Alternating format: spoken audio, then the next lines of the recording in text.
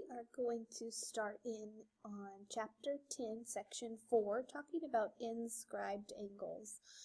Before now, we have talked about central angles. And central angles are touching, or their vertex is the center of our circle.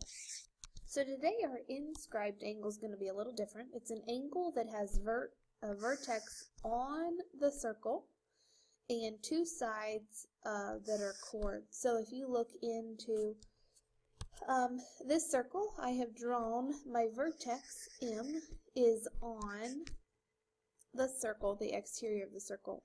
And so B and Q would be our chords. So M, B, and MQ are our chords that make our inscribed angle.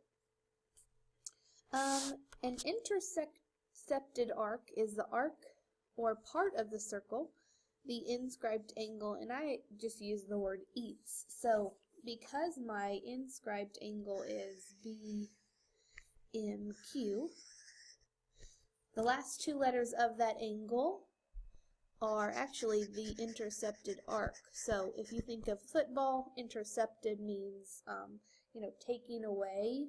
So BQ would be my intercepted arc. So going over some things that review and just some new information. We know this is circle K because our center point is point K. Our central angle is the measure of angle BKQ. And we know if this is 80 degrees, then my arc is 80 degrees also. My inscribed angle we talked about is angle BMQ, knowing that my vertex is on the circle. And we're going to talk a little bit about that angle that it forms. So if this is 80 and my intercepted arc is 80, my angle is actually half of that intercepted arc, or my central angle. My intercepted arc would be arc BQ. And the intercepted arc equals our central angle, if we have it. Alright, let's go to our first key concept. If an angle is inscribed in the circle, remember inscribed meaning my vertex is on the circle, then the measure of the angle equals 1/2 the measure of its intercepted arc. So let's rewrite this. Intercepted arc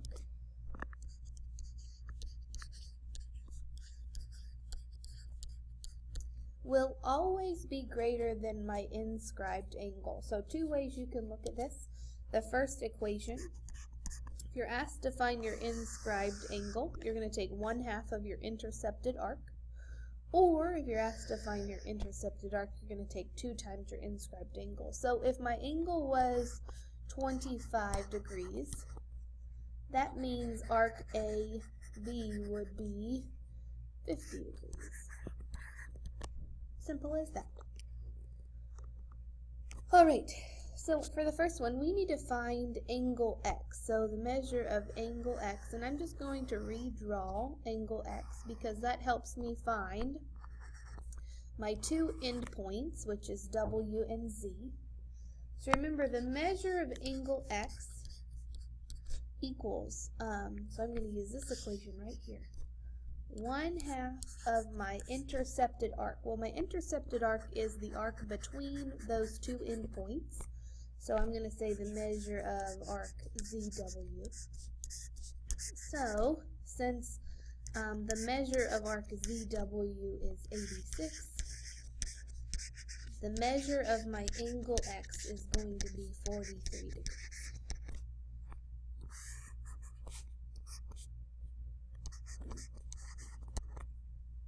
Alright, what if I'm trying to find arc y, x? So I'm going to take y and x as my endpoints, and I'm going to draw the angle with those endpoints. So I know I'm going to use this equation down here.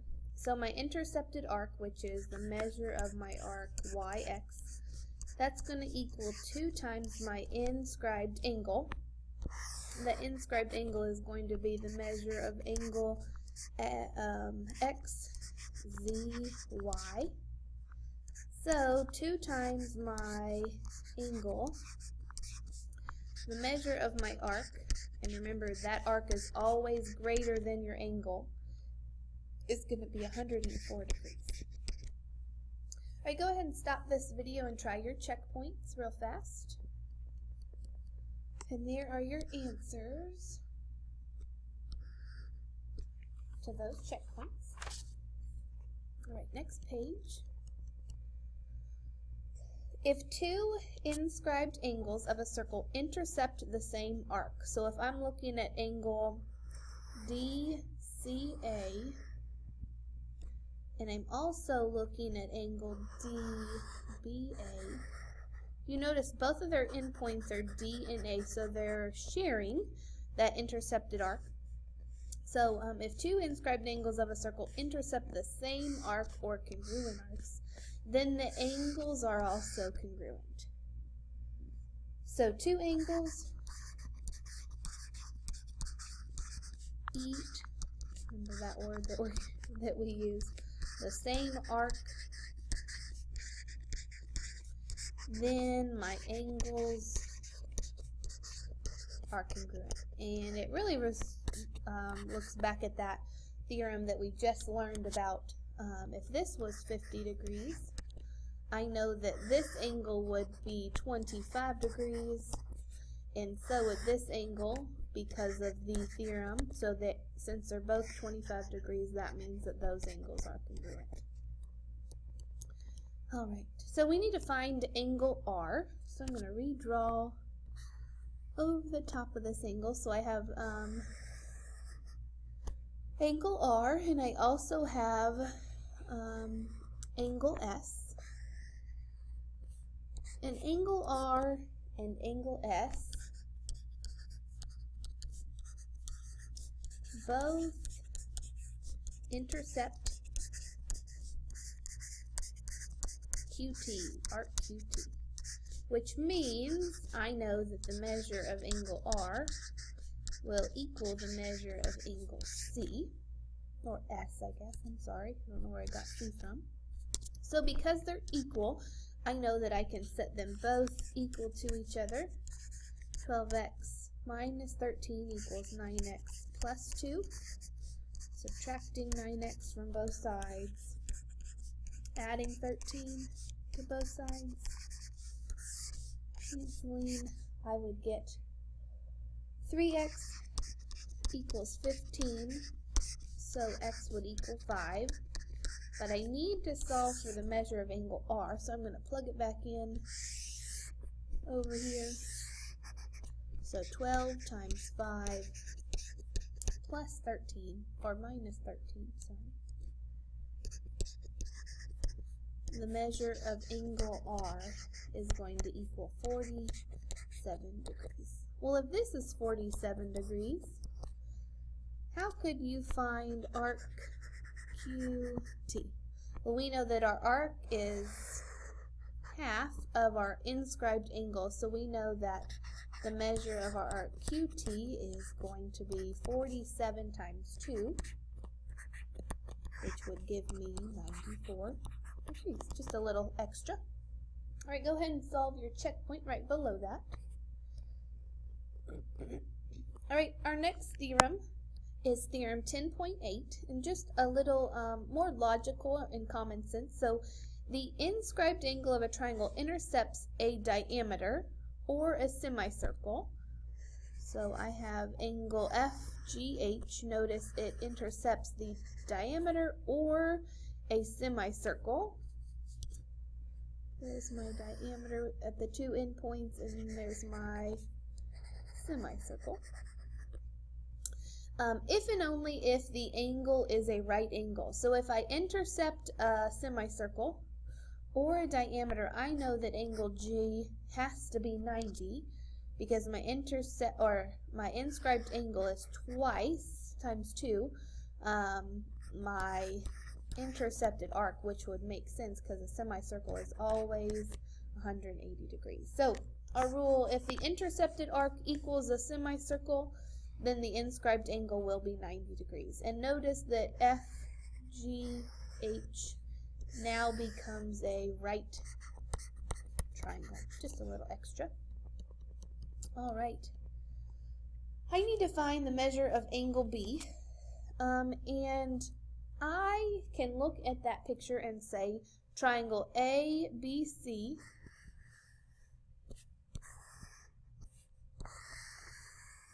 is a right triangle because the angle C intercepts